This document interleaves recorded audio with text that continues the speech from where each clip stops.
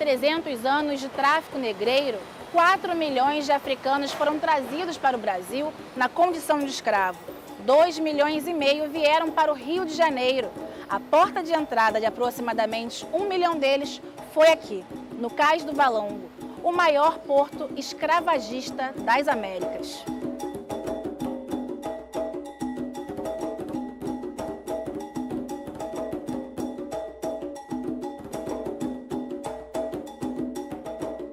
Soterrado por camadas de cimento e asfalto de mais de 1,5 metro de altura, o Cais do Valongo ressurgiu em 2012 com as obras do Porto Maravilha e resgatou uma história que se tentou esconder sobre o comércio de escravos e a forte presença dos negros na zona portuária.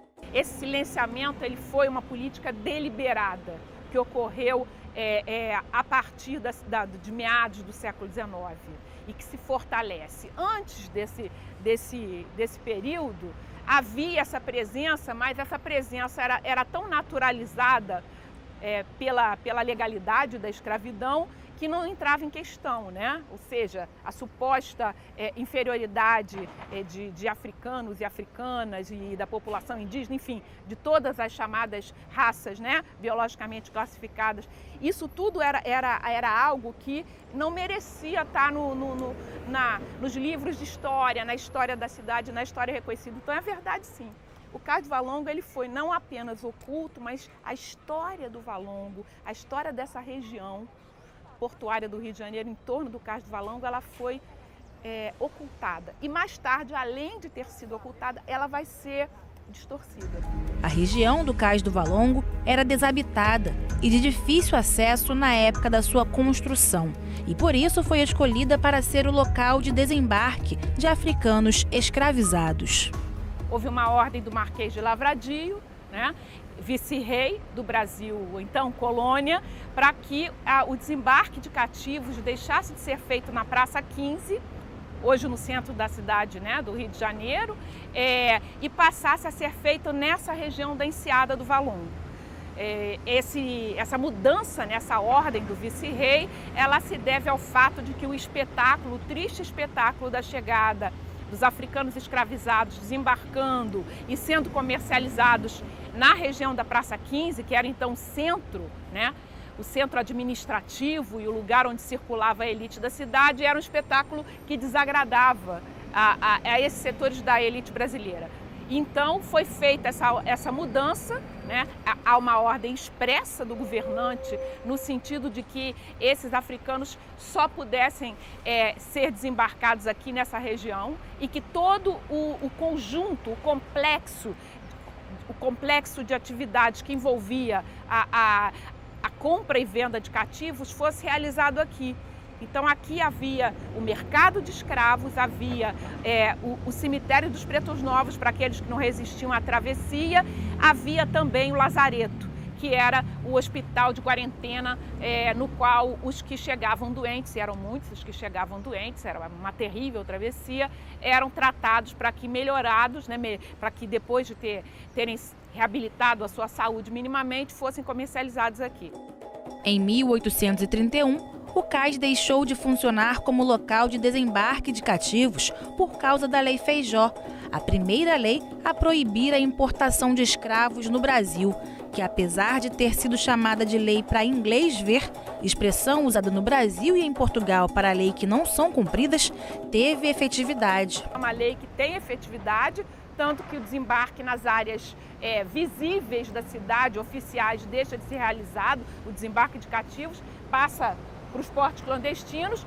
Então, em 1831, ele é desativado como cais de desembarque de africanos escravizados e passa a receber outras mercadorias. Em 1843, quando da vinda da esposa do imperador Pedro II, né, a princesa das Duas Sicílias, é construído um outro cais, que é o cais da Imperatriz, sobre o cais do Valongo, para receber essa imperatriz. A essa altura, em 1843, a escravidão já era internacionalmente mal vista, a escravidão africana, né? E o tráfico atlântico de africanos escravizados já estava sendo combatido desde o início, aliás, do século XIX. Então, esse compromisso da monarquia com uma nova ordem não escravista já se revelava por algumas atitudes. A encoberta do cais, né, o cais ter sido encoberto, ele ter sido enterrado debaixo do cais da Imperatriz, revela isso, esses novos interesses dessa monarquia. Em 2017, o sítio arqueológico do Cais do Valongo foi declarado Patrimônio da Humanidade pela Unesco por seu valor universal e excepcional, pelo fato de ser o único resquício material que trata da chegada dos africanos escravizados nas Américas, e também pela inestimável contribuição dos africanos e seus descendentes à formação e desenvolvimento cultural, econômico e social do Brasil. Esse é um local de chegada marcado pelo sofrimento, marcado pelo desamparo, pelo medo, pelo susto, né? Muitos dos africanos e africanas que chegaram aqui nesse período mais intenso do Valongo, a documentação sinaliza, eram crianças. A gente está falando de crianças entre 10 e 14 anos, pré-adolescentes, como se chamaria hoje, né? Alguns dizem, mas criança no século XIX era uma outra coisa. Não, eram crianças, ponto, parágrafo. Imaginem essa chegada aqui, imaginem o quanto dessa energia, essa energia de sofrimento, de dor, esse lugar não carrega. E o seu entorno também. O cemitério dos Pretos Novos, o próprio lazareto, locais de sofrimento, né? O mercado de escravos que os viajantes documentam contando as terríveis cenas. Porém, como existe uma força vital, também é um lugar de afirmação. Esse é um lugar de afirmação desses africanos, de seus descendentes diretos. Esse é o local de criação de religiosidade de matriz africana, nesse entorno do cais. Esse é o local do surgimento do samba, dos batuques. Esse é o local do Sindicato dos Estivadores, com uma presença negra fortíssima, trabalhadores portuários majoritariamente negros, até o início do século XX, pelo menos. Enfim, esse local é patrimônio da humanidade, patrimônio do mundo, do Brasil, das Américas, do estado do Rio de Janeiro, da cidade do Rio de Janeiro, porque ele tem toda essa dimensão, né, para a diáspora africana e para a formação da sociedade brasileira, e também tem essa história, né, forte de resistência, de afirmação, que faz com que a gente reconheça como fundamental para todos nós.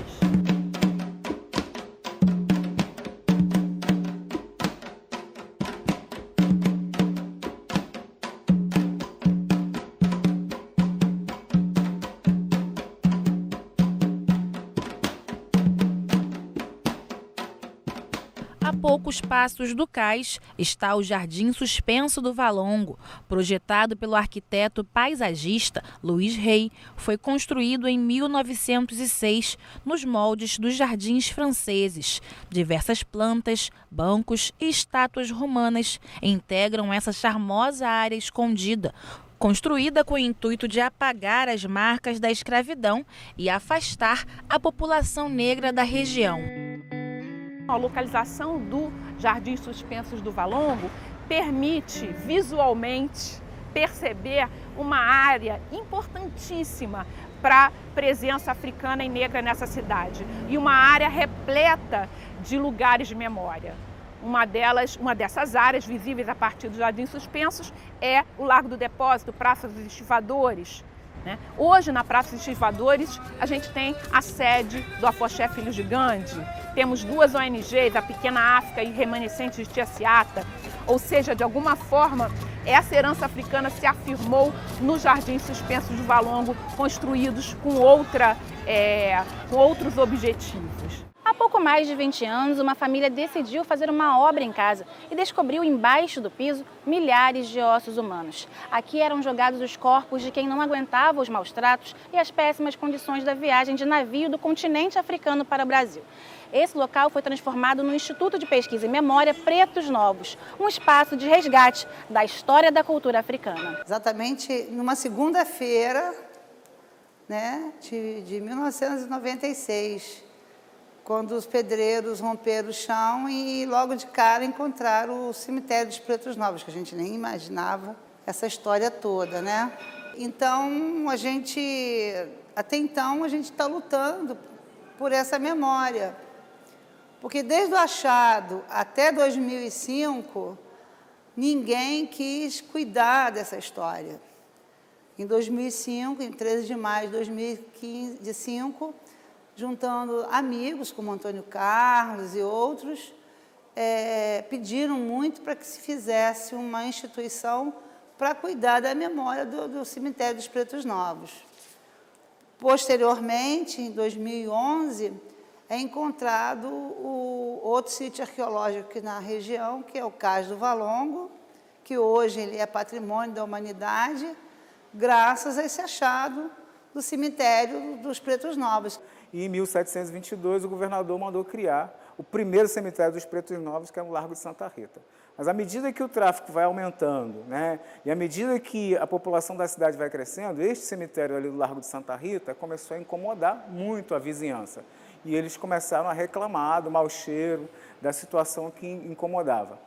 E quando o Marquês de Lavradio decidiu definitivamente transferir o mercado de escravos da região da Praça 15 para essa região que era conhecida como região do Valongo, também veio o cemitério. Então, o cemitério funcionou neste espaço, né, mais ou menos entre 1774 até 1831, que é quando vai haver a primeira lei antitráfico. Em um dos poucos documentos disponíveis para pesquisa, é possível estimar que somente entre os anos de 1824 a 1830 foram sepultados 6.000 africanos escravizados nesse local. Mas esse número pode ser muito maior.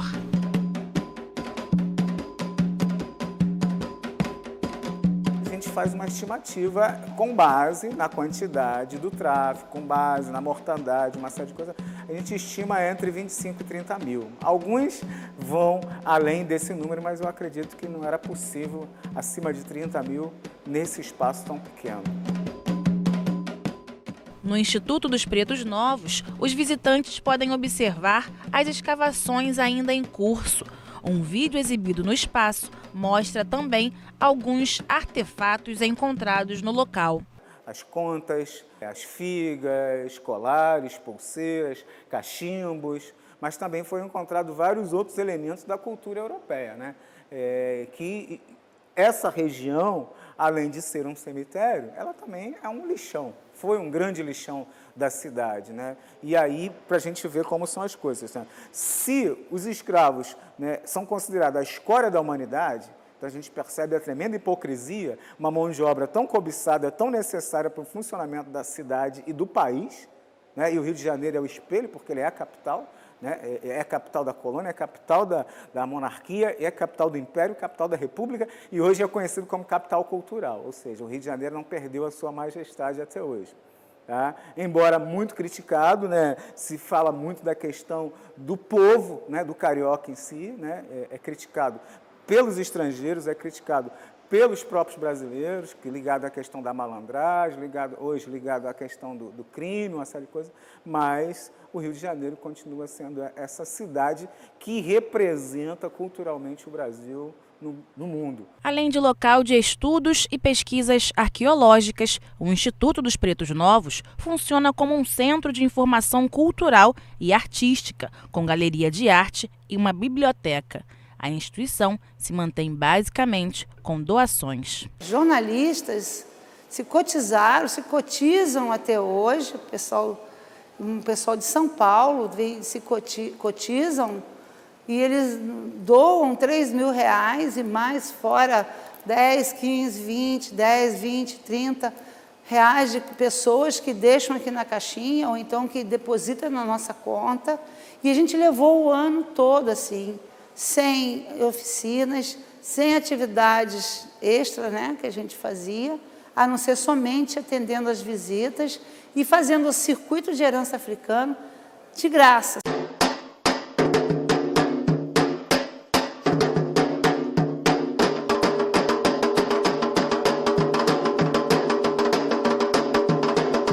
Os Instituto dos Pretos Novos, que a gente está sobre um território, que é um solo sagrado, e que o Instituto dos Pretos Novos tem um papel fundamental na preservação dessa história, dessa memória, ou seja, ele é o grande agente que preserva essa história, essa memória de toda a região portuária, ou seja, de toda a pequena África. Acho que essa é a grande importância, né? O IPN abre para visitação de terça a sexta-feira, de 1 da tarde às 7 da noite, e aos sábados, de 11 da manhã às 4 da tarde.